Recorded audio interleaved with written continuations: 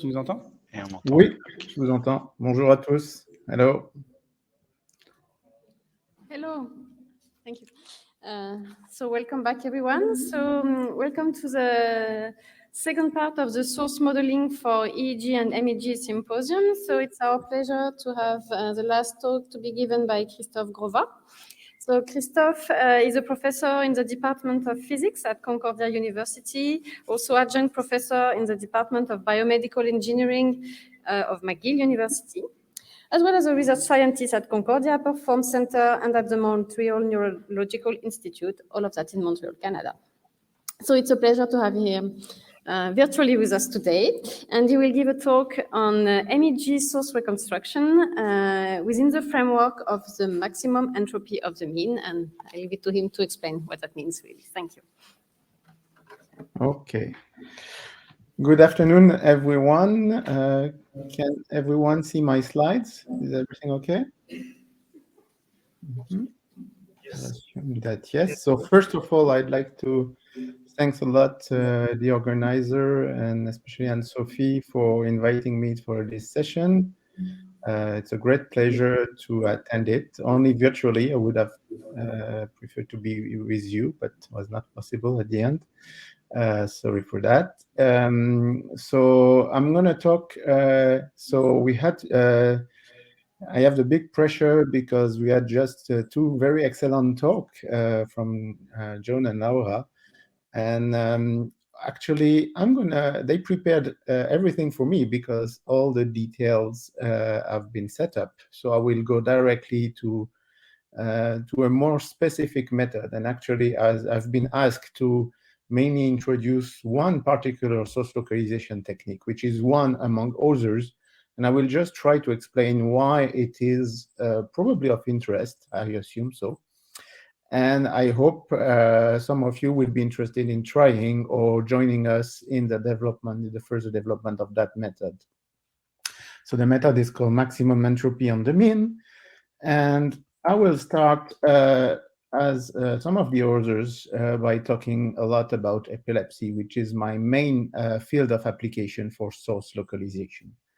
So I will start with this nice slides from the group of Chicago, from Tao et al., where they actually record intracranial data and scalp EEG simultaneously. Of course, there are others, and you have MEG and intracranial EEG not far in Marseille. So what I wanted to show here is a lot what John introduced about this spatial extent business in the epilepsy and during epileptic discharge. So when we look at epileptic discharge from the scalp, it looks like that. It looks like few brief discharge like that, relatively widespread.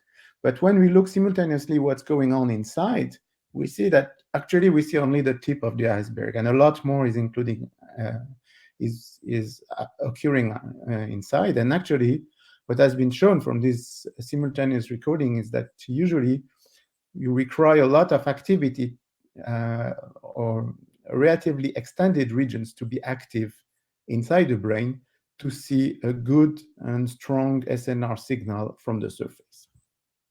So what has been proposed, so Tao et al. Proposed that the spatial extent should be 10 to 20 square centimeters so that we could see an epileptic spike going out of the background from scalp data. So this is just one transient, highly synchronized discharge, which is pathological. It's not the epileptic seizure, it's just a transient seizure, transient discharge that we'll use to localize the epileptic generator. All the studies were mentioning a minimum of 6 square centimeters. It's probably a bit more than that. And so we had a nice introduction to this problem, which is a difficult problem in source imaging by John before. So this is where I started when I got interested in EEG and MEG source imaging, starting a postdoctoral with Jean Gottman at the MNI.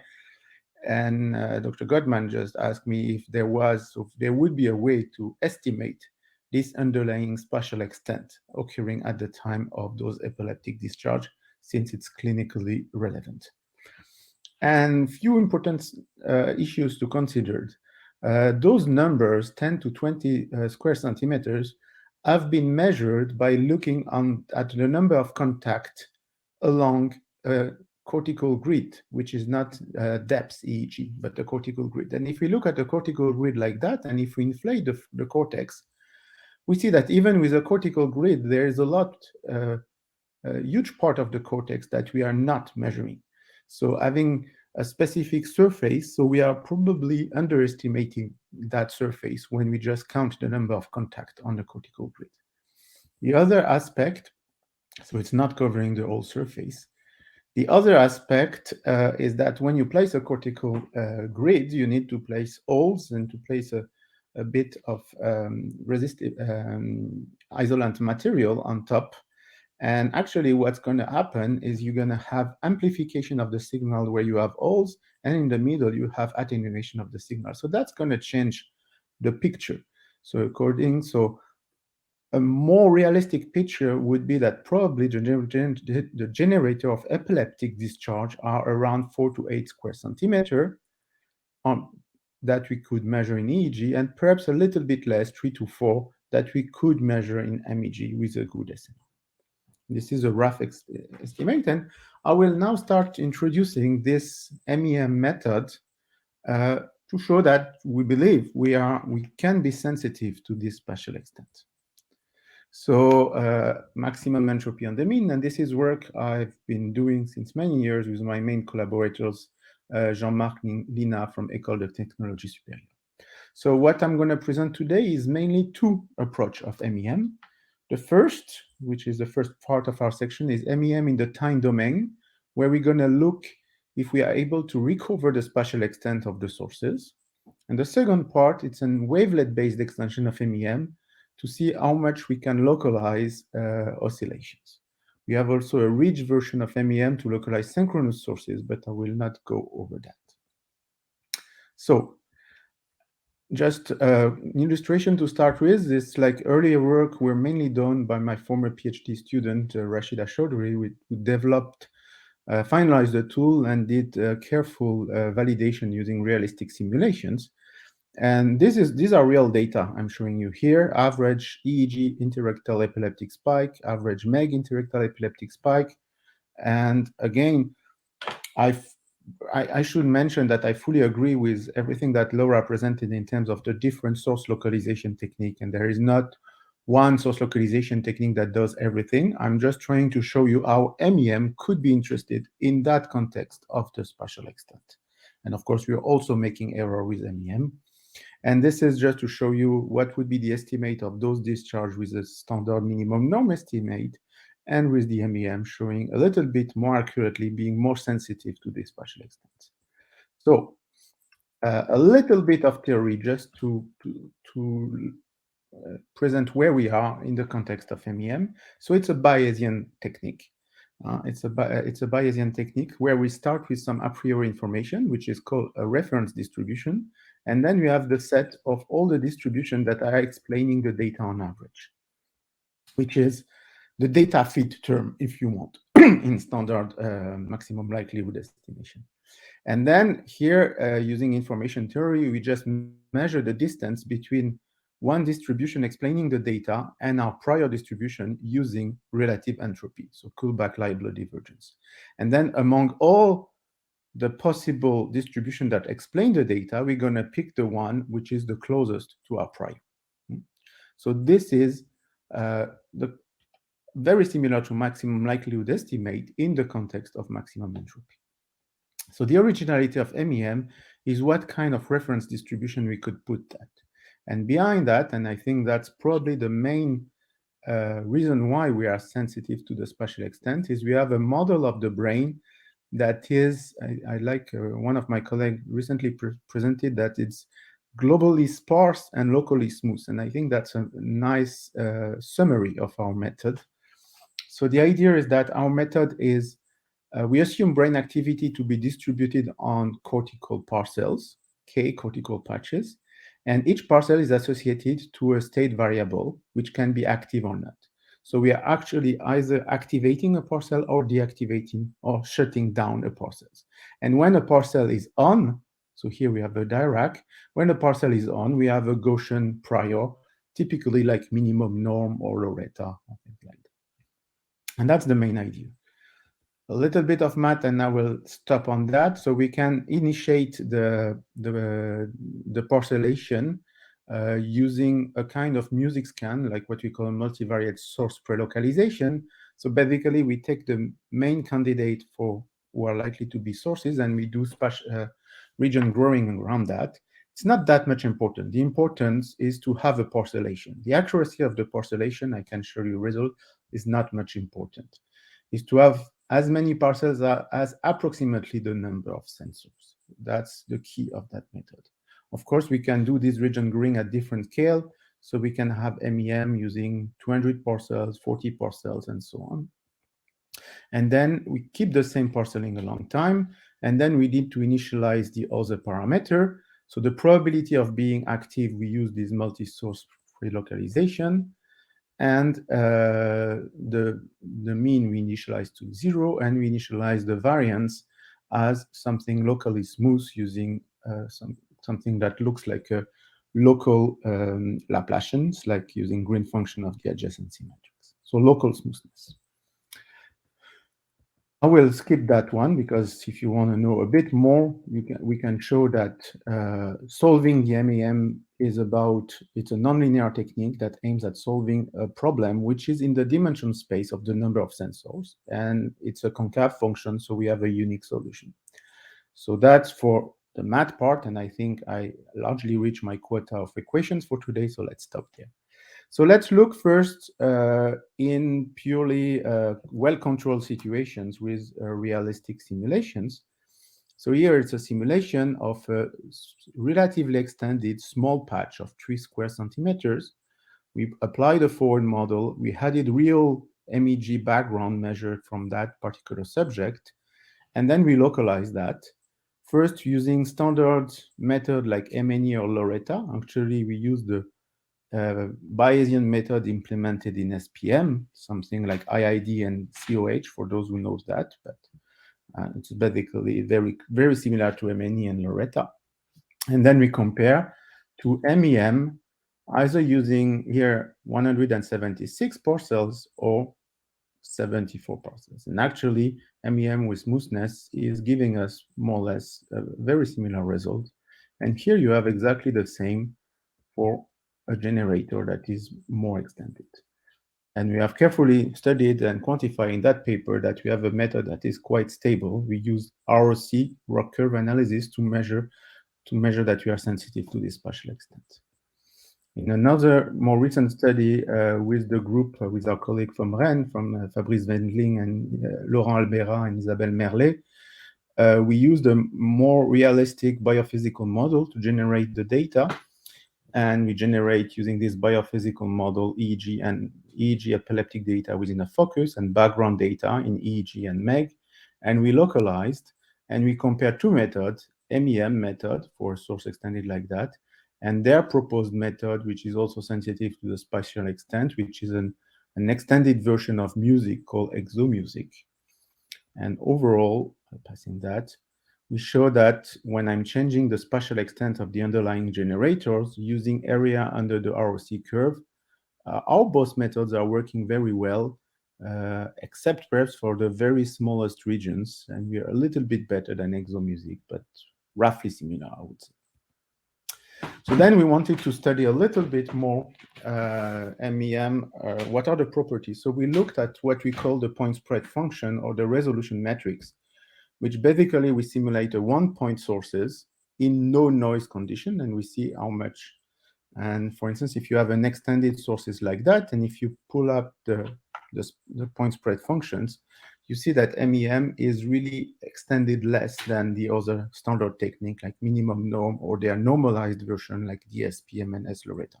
All the techniques are localizing the underlying generator very well, but with more spatial spread, and we hope to show that MEM is more sensitive to the true spread.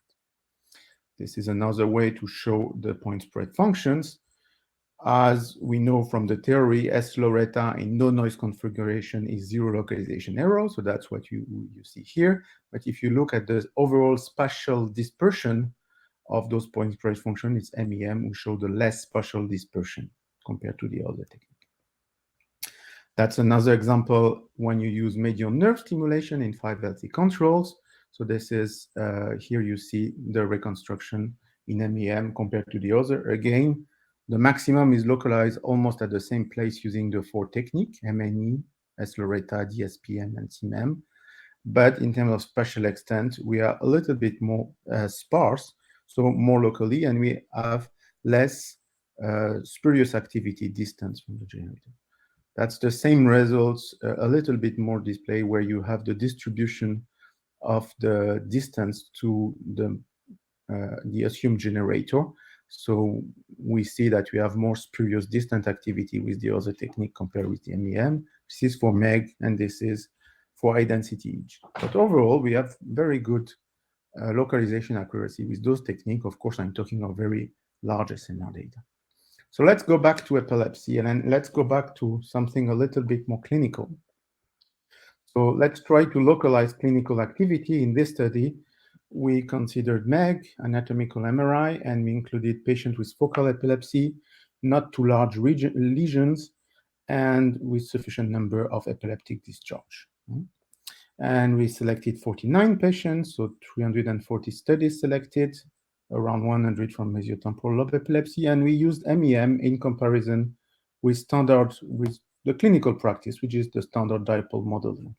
And the gold standard was what was the presumed focus according to either intracranial EEG or the lesion or the size of the resection. So for instance, here you have a focal cortical dysplasia, as John was mentioning.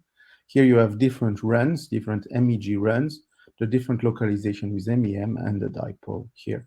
And the presumed focus was in that region. And overall, when we look at the percentage of concordance, actually the dipoles were quite good already, because in 70% of the case, we found concordant localization with the presumed focus, and with MEM, we moved a bit higher to 81%.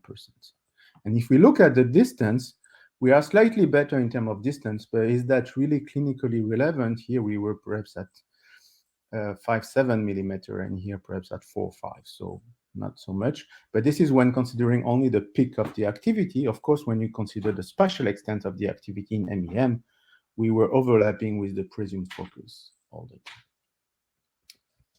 Let's skip that one, which is the same on distributed models. To go, let me see, I put perhaps a bit too much. Okay, so I'll skip that one. Okay. So I want to show you how we can further estimate how accurate we are in comparison with intracranial EEG data. So in this problem, the problem is how to estimate the relationship between a source estimate with a specific spatial extent we make along a cortical surface, and then some intracranial EEG data using depth electrodes that we can measure. And using that, so here is a representation of both of them. So what we are proposing here in this study is we start from our MEG or EEG scalp recording. We apply our inverse problem, and then what we're going to do is apply an SEEG or an intracranial EEG forward problem to estimate intracranial EEG potentials from our actual MEG and EEG data. John was showing the other way around to estimate a dipole from intracranial EEG data. Here we try to push what part of our MEG sources is represented on what is our gold standard, which is intracranial EEG. Of course, we don't have intracranial EEG electrodes everywhere, but that gives us an idea. So we can compare MEG estimated intracranial EEG potentials to the real one. And we are measuring same physical entities, so voltage. And yeah, to do that, we use the EEG forward model. So we use a quite simplified forward model to do that. Again, it's not a SEEG forward model to do an inverse problem. It's to do just a projection. So we used an infinite volume conductor model. And when the source was too close to the distance, we made a threshold that typically, if the distance was lower than 3 millimeters, we keep the orientation, but we fix the distance. So that's an idea of what we can do. So this would be source localization. This is the position of our electrode and the projection of the real recorded EEG and the projection of our sources on the SEEG space. Locally, it looks like that. Here you have the estimated intracranial EEG potentials, and here are the measured one. And you see here how accurate we were and how sensitive to the spatial extent we could be in MEM compared to this. Of course, this is another example, we can compare that. This is another comparison where it was not that good. So for instance, here we localized very well the beginning, and then we missed some of the deeper structure, and we made the wrong sources in another electrode just above. And actually, this was the case in several methods, so MEM, but also MNE and Loretta. All the source localization method here, in that complex case, made the same mistake. So that was the very first study. Let's go a little bit further about that with this study from my postdoc, Dr. Shifa Abdallah, where we studied that in comparison with fMRI as well. So here is a little bit the story. So we have EEG MEG that we are localizing using fusion and MEM. So we have a localization of a typical EEG MEG spike here. We are also doing simultaneous EEG fMRI. So here we have the bold response at the time of similar EEG discharge. So we have both of them. And we have our reference, which is intracranial EEG data, or here stereo EEG, so SEEG. And the same spike were marked on the same. It's non-simultaneous recording, of course, in that context. And we also analyze seizure. So here we can mark spike, we can average spike. And what we did is from SEEG data, our experts identify what could be the regions where spike are originated, which is called the primary irritative zone, where the seizure onset zone is starting. Where do we have the seizure onset zone? And then what we did exactly the approach I showed you before. So we applied a foreign model on our MEG source here to the SEEG. So we estimated intracranial EEG potential from EEG and MEG. So this is the map we get. And then we can compare directly here within the SEEG space, the maximum amplitude, but also the spatial extent with the primary irritative zone. And we can actually do the same with the most significant fMRI cluster here that has been just projected to this space. Here we use a foreign model to estimate here EEG MEG, but for fMRI, it's just a projection. And then from them, we can compare those two estimations in the SEEG space to the ground truth, either through ROC curve analysis or through specific measurements of this. And all this was done in Brainstorm software. This is another example of a patient. You have the EEG MEG spike localization here. You have the true measured average SEEG signal that you see here. And this is the one very close, not exactly, but very close that we estimated from EEG and MEG. And here you see the map, and you see the ground truth for PIZ and SOZ that is superimposed here. And the same for fMRI. fMRI, you see it was a deactivation, a negative bold, and you see the correspondence here. So here, in terms of spatial extent, we get a better ROC curve for EEG MEG than fMRI. And in terms of distance here, we can see where is the maximum EEG MEG amplitude in comparison to the seizure core, to the spike with maximum amplitude in SEEG, or to the spike onset in SEEG. And the same for fMRI. To summarize our results, let's first look at EEG and MEG source imaging projected in SEEG compared to the primary irritative zone. We found that the spatial extent, so the area under the ROC curve, was negatively correlated with the distance to the maximum amplitude, which is kind of expected.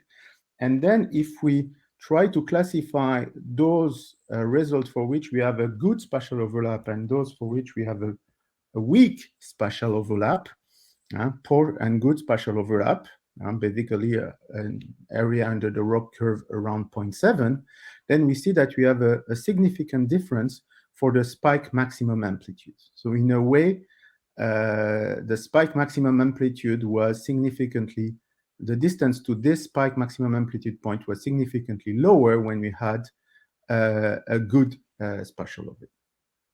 And so to summarize here, what we can say is that EEG MEG sources is localizing very well the primary irritative zone. And when we look at fMRI, EEG fMRI response, here you have the ROC curve to the seizure onset zone as opposed to the distance to the seizure core. Again, negative correlations. And for this, if you distinguish those with poor and good spatial overlap, so it's really the first time we can distinguish good and bad spatial overlap, then we found that significant difference in distance for the spike onset point and for the seizure core. So here the main summary of this study is that EEG MEG localized accurately the primary irritative zone, where I'm expecting more synchronized activity, whereas fMRI response was to similar spike was localizing more the seizure onset zone, even at the time of the spikes, where we assume there is more consumption of oxygen. I will now go to the second part, a little bit less long. So I've showed you, I assume, that we are able to localize a generator with some sensitivity to the underlying spatial extent, and it looks in agreement with what we could measure with intracranial EEG. Of course, what we measure in intracranial EEG is just on few points. We don't have the truth everywhere, of course. What can we do when we have oscillatory patterns? Can we localize oscillatory patterns? So this is what we call the wavelet amine. So this is what we developed with Jean-Marc Lina. So basically, we first take all our channel, we apply a discrete wavelet decomposition. We have some very nice denoising properties and also pre-widening properties, actually. And then for every time frequency box, we have the coefficient on all the sensor. We are just applying the MEM inverse problem. So we are building in the source plane all the time frequency box using discrete wavelet. So it has good compression properties. So we have less time frequency point on this discrete plane to localize than the original time point from the time series. And I will show you how we apply that technique in two contexts. So first, we applied it to localize the seizure onset, so the oscillation at the beginning of an epileptic seizure. So we used MEG and EEG simultaneously with anatomical MRI. We included focal seizures, either electrographic, so only electrical signal, or clinical, but with not a lot of motions, collecting during MEG and EEG. We excluded seizure showing more than 1.5 centimeter of movement around the seizure onset. We wanted to be still at the time of the onset. We included 13 patients and a total of 46 seizures. 15 were with EEG and MEG and 16 with MEG only. And for 11 patients, we also had what could be the ground truth based on intracranial EEG and MRI epileptic lesions. So I will mainly show you one example here of an epileptic seizure. So you see the start of this oscillatory pattern for this epileptic seizure in MEG, in EEG. Let's look at the onset now. So if we look around the onset, let's take this window. Let's first look in the time frequency domain. So we see mainly two typical oscillations, mainly that one. So we apply then that's continuous standard Morley time frequency decomposition. So then we apply discrete wavelet decomposition using Dobeshi's wavelet. So here you have the decomposition, you have time over here, and you have frequency.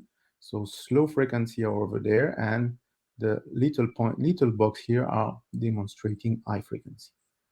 And what we see, and what we could do is then for each of those boxes, we can apply wMEM to get a localization for each of those boxes. And then we look carefully what's going on at the seizure onset. So we saw it was around that band. So we selected specifically that scale. And then we apply the PCA on all those maps over there to get a single map representing the SO set. And this method worked quite well, and I will just show you one illustration of a patient who had several electrographic seizures looking exactly the same, as you can see here. And when we localize the epileptic, so here you have the presumed focus, the localization of the spike, and then you see the localization of these epileptic seizures for all them. So we have a very nice and robust way to localize those seizures.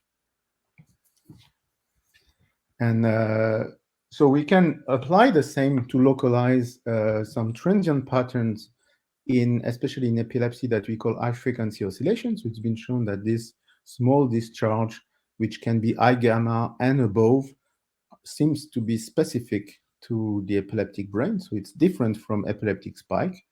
And so these are an example of some HFO, so high frequency oscillation or more frequency oscillation, fast oscillation, 40 to 160 Hertz, that have been detected in MEG. And you have the time frequency box here. And this was probably an artifact. This was, you see here, the transient going on all over the frequency. So this is not a fast oscillation, but all the others should be.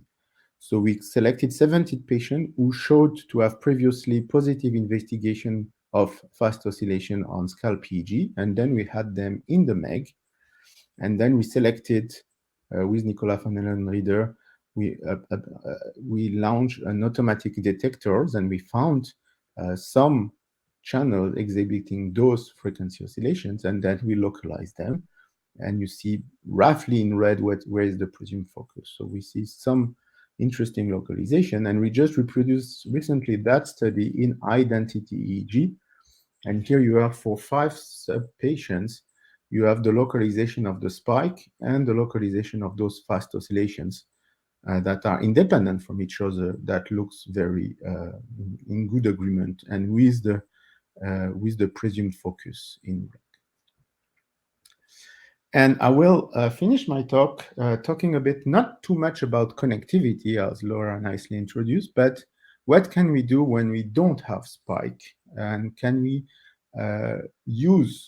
consider what's going on in the ongoing resting state activity and oscillations to identify some typical activity for the epilepsy? That's what we suggested in that study. And in this study, what we did is we used amplitude envelope correlation, so localize the data in the alpha band, looking at the fluctuation of the alpha band, the envelope of the alpha band, and we looked at connectivity map based on that. So here, because we had no control database, we created a laterality map. So basically, those maps means that when it's red, it's overall more connected to the presumed focus. When it's blue, it's more connected to the presumed contralateral regions, homologous contralateral regions to the focus.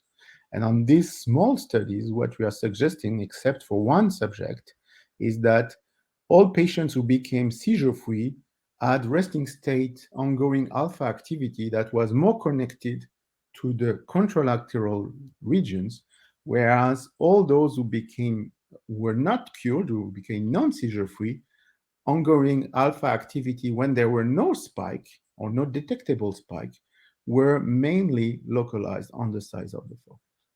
So that was the first test. We're not the only one trying to look at ongoing resting state oscillation in the epileptic brain as a marker for post-surgical outcome, but we wanted to further validate that. And of course, resting state oscillation is a huge topic in our community. So I will just show you in the last minutes what we recently started to try to assess how accurate we can localize ongoing oscillation in the resting state.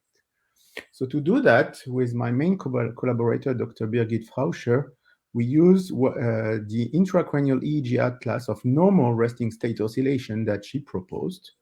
So this atlas is the first atlas of normal EEG data. It's been published in Brain in 2018, and there is a recent extension of that paper for sleep data. And that's a multicentric study where they are pulling together intracranial EEG data from different centers. So we have Grenoble involved here. We have 2 centers in Montreal, notably. And now there are way more groups joining the team. And so it's from different epileptic patients. So every epileptic patient will have a specific implantation. So then Birgit was selecting the contact that were supposed to be normal. It's never completely normal, but at least it's not clearly epileptic. And they pull together all this data, supposed to be in healthy regions, eye closed during wakefulness. And the whole montage was, the whole coverage was relatively dense, as you can see here. This atlas is available online as an open science initiative. And it provides a unique opportunity to study the spectral characteristic of normal brain oscillatory patterns at a group level. It has limitations, but it's very rich data. And so what we wanted to do, so this is a typical patterns that you see. You see that the atlas is reporting alpha peak mainly in the occipital, but also in parietal and temporal lobe, beta activity mainly in frontal and parietal regions, delta peaks in the temporal lobe. And this atlas is also reporting a gradient in alpha, where we see in occipital regions, we see a relatively higher alpha peak, around 9.2 to 10, whereas when you go in temporal regions, you get a lower alpha peak, around 7. So that's what we can have from the atlas. And then what can we do with Jawata, a new PhD student in my lab? We say, what can we do with MEG, resting state localization, and can we validate our finding using this atlas? So this is what we did. So MEG source imaging of resting state oscillatory pattern in healthy subjects to be validated at the group level with this atlas. And we want to evaluate our wavelet-based MEM technique in comparison with other standard approach. I'm just showing this is work that is starting, so I'm showing you preliminary data on that. So this is what we have. We have the intracranial EEG atlas, which is our ground truth, where the results are summarized in different regions, so 76 regions, so with a total of 1,700 channels. So every region is specific, is coming from different electrodes, coming from different subjects. We have a total of 106 subjects involved in the atlas. And for each point, we have a clean 60 seconds recording segment selected, eyes closed, sampled at 200 Hz. Then we selected MEG resting state data in the same condition, so eyes closed, resting state, in collaboration with Dr. Giovanni Pellegrino and in Venice, San Camillo Hospital. And we co-registered the data, removed artifact, extracted the same duration, bandpass filter, resampled, and we applied wavelet-based localization. So we have ongoing localization in different bands.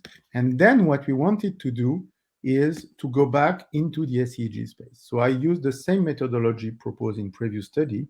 So we applied our methodology to estimate what we call virtual intracranial EEG potentials from MEG.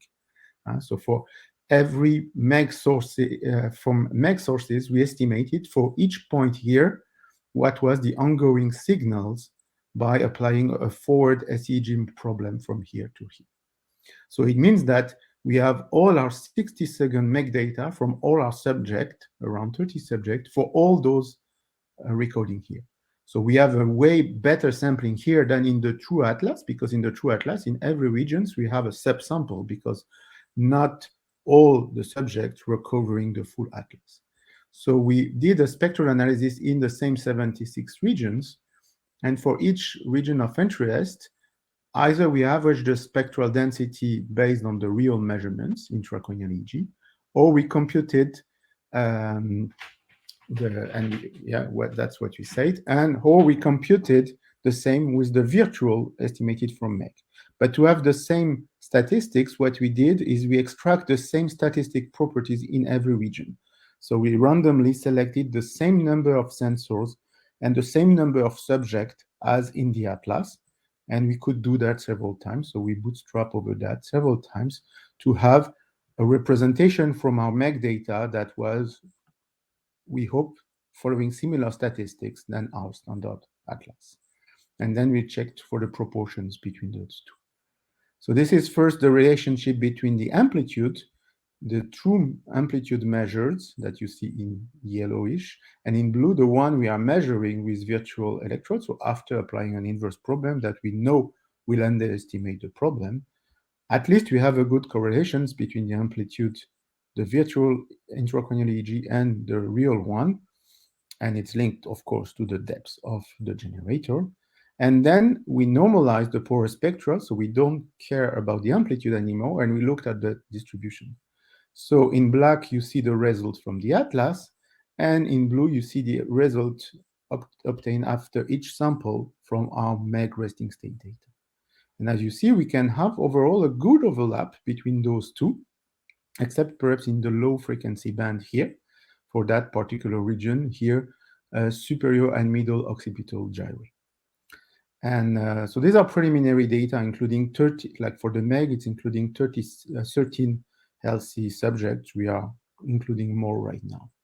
And then to give you an idea, this is what we obtain in different regions. So these are superficial regions like calcarine, superior and middle occipital gyrate, superior temporal, that are showing either high amplitude or low amplitude. And as you can see directly, the high amplitude superficial are already showing the best results. And then we go to intermediate and deeper structure. So deeper structure with a low amplitude, like middle cingulate, is showing us a very poor representation. What's interesting here is that you can see a peak in alpha activity in almost the MEG estimated spectra, which is probably a leakage. So to conclude on that, and I'm almost done, alpha oscillation in occipital, parietal, and temporal ROI were found with larger amplitudes having good correspondence with the atlas. Delta oscillations were reported also, more prominent in temporal regions. ROE in deep regions and exhibiting small amplitude were less similar, as expected. We haven't seen so far the gradient in alpha oscillation that has been reported in intracranial EEG. So further analysis with peak frequency detection might be necessary. And of course, it's important to show that we have a spatial leakage, especially in alpha. And we see this alpha being reported in most of the region, especially the deep regions with very low amplitude. And we found similar results with wMEM and MEG. So we should be careful, especially in localizing those deeper structure. And we are investigating whether we could have more accurate subcortical models to improve those localization. So this is to conclude. All this package is available in Brainstorm. So MEM in the time domain for accurate estimation of the generator together with a spatial extent. In the frequency domain using wavelet-based, so you can do fusion, and in the wavelet-based domain to do source imaging of ictal oscillation, HFO, and resting state fluctuations. And we're happy to have anyone interested to collaborate with us. The packages are available. It's in GitHub as well. And here are the people I would like to thank who actually did the work. Thank you very much.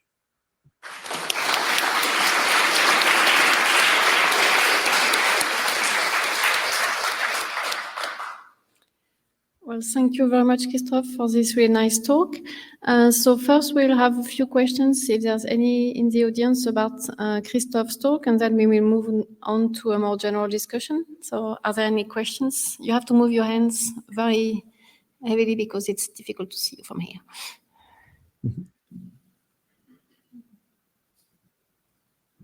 No specific questions about Christophe's talk, so I think we can just move to the general discussion that we'll try to keep to about 20 minutes because we have a very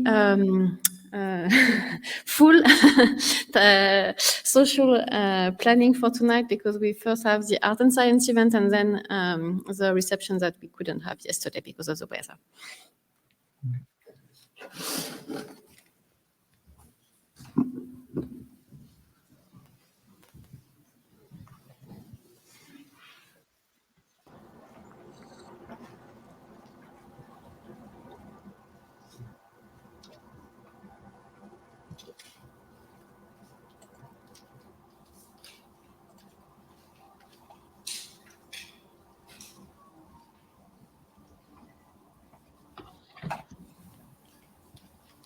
Okay, we're still expecting Laura to join. There she is. Thank you very much. Okay. It's a bit funny that you sit back to each other. Yeah. So I guess to start the discussion, we had a few questions that were waiting from the first talk by John, which were asked by Nathalie Georges. So I'm just repeating her words. And the question is about, I'm kind of transcribing actually. The questions is about deep sources and whether, first of all, we need to have spatial models for these regions because they might have different neuronal properties compared to more superficial structure. For example, the amygdala doesn't have the same neuronal density as more superficial brain areas. That's the first part of the question. And I think the second question was whether we should trust the way various source modeling approaches accommodate the fact that these sources are further away from the sensors, so we need to somehow take that into account, and should we trust the weighting factor in the minimum norm estimates? So perhaps, John, you want to start answering those questions? John, I turned off your mic while she was talking because we had a funny sound here. You can turn it back on. Yeah, thanks. So you have to turn on your mic again. There it is. It's ups. Okay, I do it. That's fine. Thank you. You see it going red, yep, white, red, right there. So yeah, on the deep sources, so if we're talking about extracranial measurements, MEG or EEG, then by the fact that they're deep, let's first not worry about the head shape, but just because they're deep, they're further away. So the dipolar component, the open field dipolar component is still falling off as 1 over r squared, but the higher order complexity is falling off as r cubed r fourth. So there's just not much signal left, even on the deep sources, to make it out to extracranial array. Part of the criteria we teach the fellows is when they localize a deep source and it gets too big for the dipolar moment, we also know that to be ambiguous. So once we start breaking 500, 600, 700 nanowatt meter, we tell them you're probably just looking at an artificially deep source that's just representative of some sort of ambiguity in the array, with the counter argument that we don't believe deep sources, or we don't believe that brain sources can generate sources that strong. But in general, with EEG, the deep sources can create a signal, but they're still falling off as they get to the surface potential. MEG has a confound as you get down near the deeper regions that it's also falling off faster because the volume currents are now canceling the primary current. You're just getting a rapid fall off, such that the perfect sphere activity at the center of perfect sphere is just 0 everywhere outside the head. So deep sources are always problematic in that the higher complexity of the source down there, even though it's amygdala, hippocampus, these are very tortured regions, their signals just don't have any, they're relatively closed, don't have a pattern at the surface.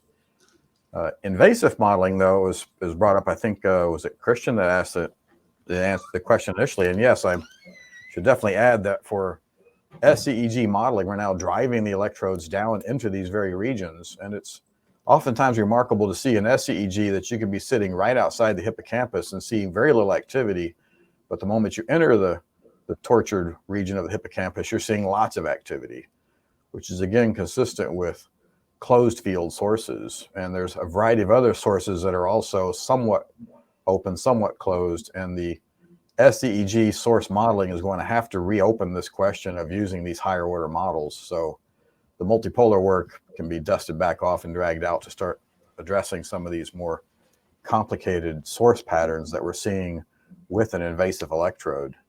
There's a very nice talks earlier today by Laura, particularly showing ECOG versus subdurals. We're up on the peel surface, we're still a long ways away, but SEEG and depth electrodes in general are now getting us down close to the sources, and we have to expand the source models.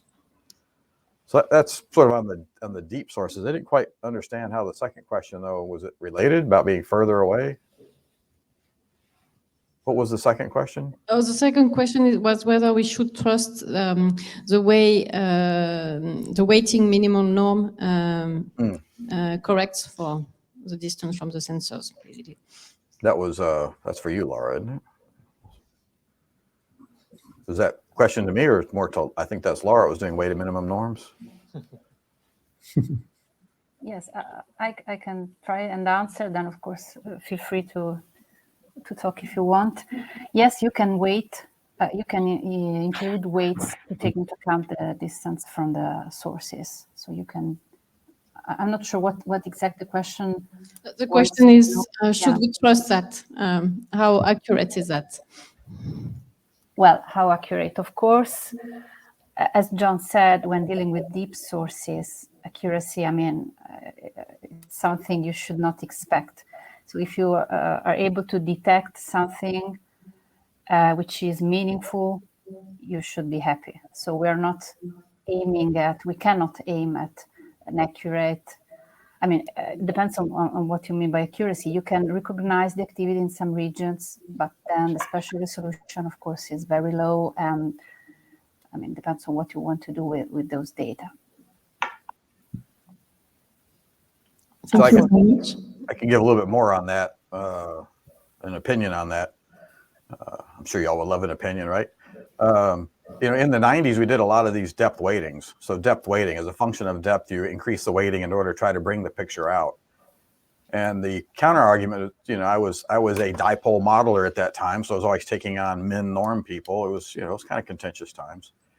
And the thing you throw right into their face was, from a Bayesian prior, you're saying that deep sources are more likely, and there's nothing that suggests a deep source should be more likely than a shallow source. And they counter me, that's not what we're saying. So it was almost pointless arguments back and forth. Yeah. But then when Anders Dale did the DSPM paper about 2000, where you instead start normalizing all of these various min norms by a baseline noise, then suddenly the weights basically go away. The variation that was occurring because of various weights disappeared, and instead we emphasized region by region, at depth and at shallow, are we seeing significant activity relative to the baseline that come from that. And to my mind, that really cleaned up most of the arguments going on. The weights became much less severe, and you can sort of get back to business of looking at how a min norm with a dynamic statistical parametric map, but a Z scoring of each region really sort of balanced out the images. And I think the min norm sort of matured at that point into not just a weighted min norm, but a DSPM driven one that really highlighted very nicely, if a deep region is significant, it comes out in your map, regardless of its actual min norm weight. If I may, I will just add, I totally agree with what's being said. It's just that when we talk about deep generator, it's also clearly as expected, a huge matter of SNR.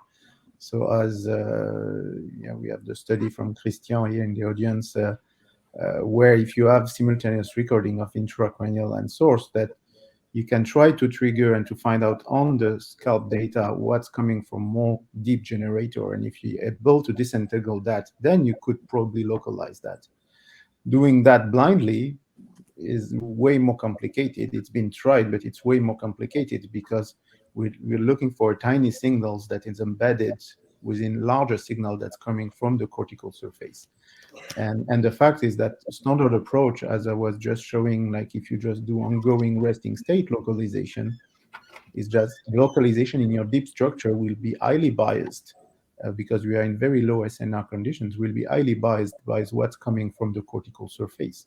So I don't know if we can improve that. We're going to try, but that's questionable also for connectivity patterns involving those deep structures. So that's important to remember. And more or less like what we've found, I've shown only MEM results, but we found very similar with results with depth-weighted minimum norm as well. Thank you. Those three of you. Are there any other questions, sort of general questions in the audience? We have one. Sorry, it's not a question, it's just a rebound. So thanks, Christophe, for publicizing our work. So indeed, with the simultaneous recording of intracerebral and MEG, we can show that there is a trace at the surface of the deep structures. It's very small, but it's there. In some cases, we could disentangle it, as Christophe was mentioning. And recent work by Victor Lopez, who's in the room, and there's a poster, I'm advertising my turn, is that actually there could be some patterns we see on the surface that can help saying where things come from. So even though the source localization is tricky, maybe if we see enough data, we will be able to trace some patterns to some specific deep structures. Mm-hmm. Thank you, Christian. I think there was a question upstairs. Yes. Okay, if I may ask, thanks first for the great talks, and I would have liked to ask a question about the SEEG source localization, and namely, if the spatial arrangement of the SEEG electrodes play any role, and which, if it's needed to be as close as possible, or like as surrounding the source as much as possible.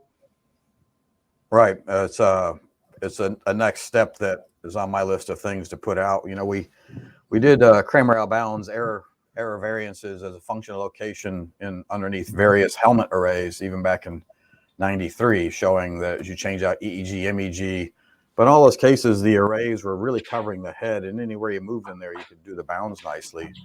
Now we've got electrodes sort of placed throughout the volume, and pixel by pixel or voxel by voxel, the error bounds are going to dramatically alter, so that the moment you leave the forest and step out to the edges of the forest of these arrays, the bounds will fall apart.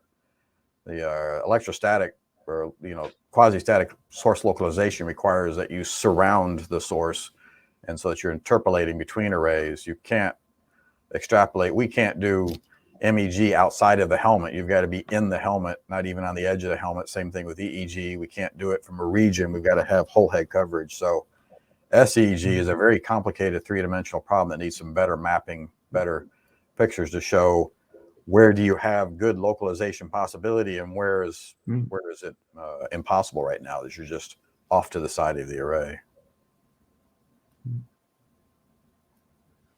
Thanks. I think there was another question somewhere in the middle. Microphone is going up.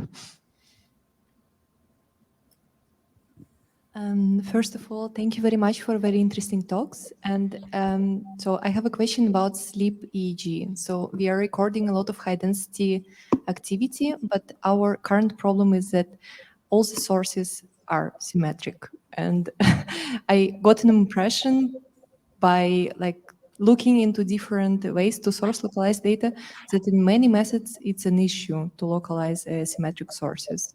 Could you comment on this? Maybe there is some optimal solution for this. Thank you.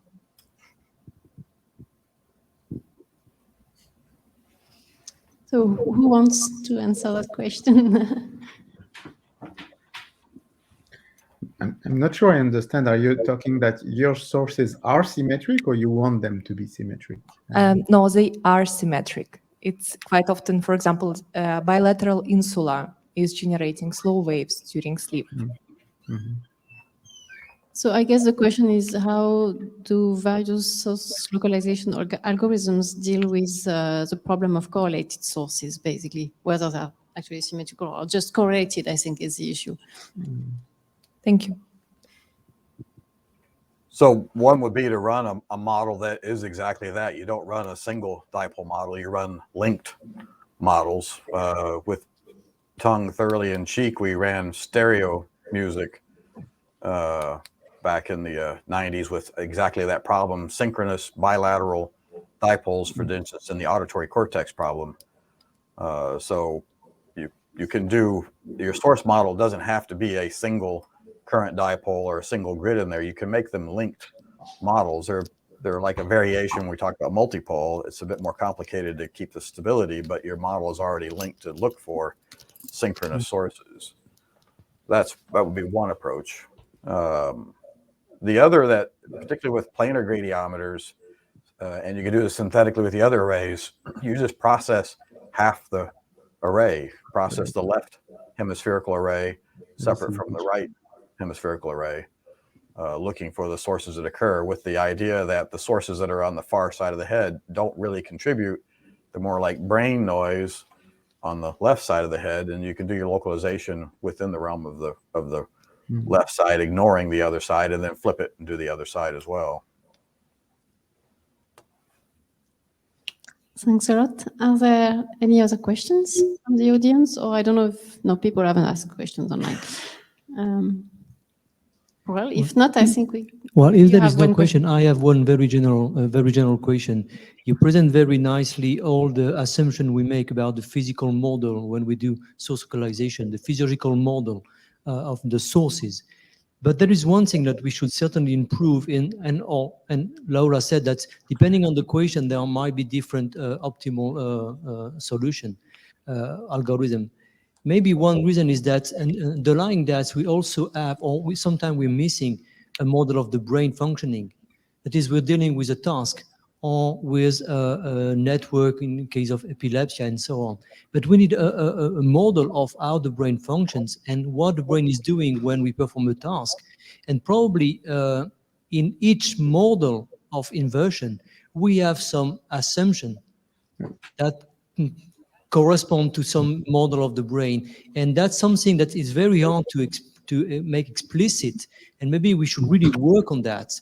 What are we assuming when we, for example, we minimize the localization of the solution? Or what do we assume when we do some other kind of solution? So could you comment on that and how we could really improve our understanding and our modeling strategy? Yeah. Perhaps I can give a try. I think it's, I totally agree with this approach, and as much modeling we could put in the data, probably the better it is. What is very interesting, if you ask the question like that, is you're not going to a source localization problem, but you're coming to a model comparison approach. And our colleague from the UCL, from the SPM group, have done a lot of work on that using model evidence, free energy, to compare different models in a Bayesian approach.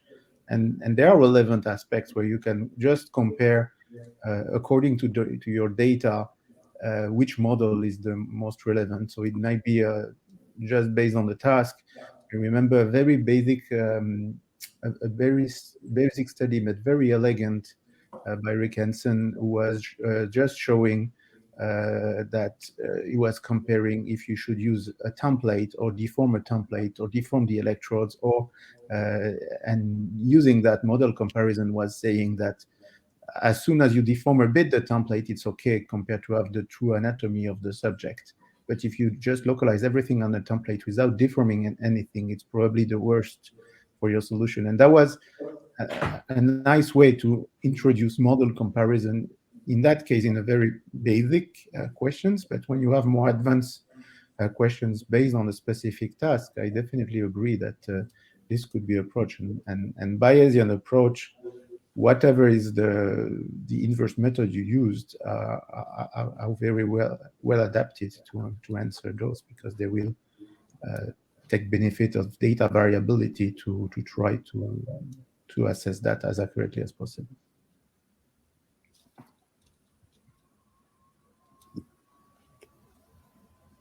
Thank you. Are there any other questions? Well, if not, I think we should thank our three speakers again.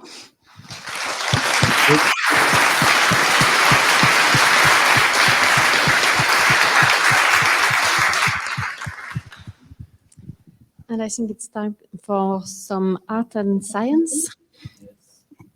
Yeah, so we're early. Congratulations. So yeah, we're just installing the art and science. Just 2 bottles of wine. We agreed on that. Okay. Okay, we'll see about it.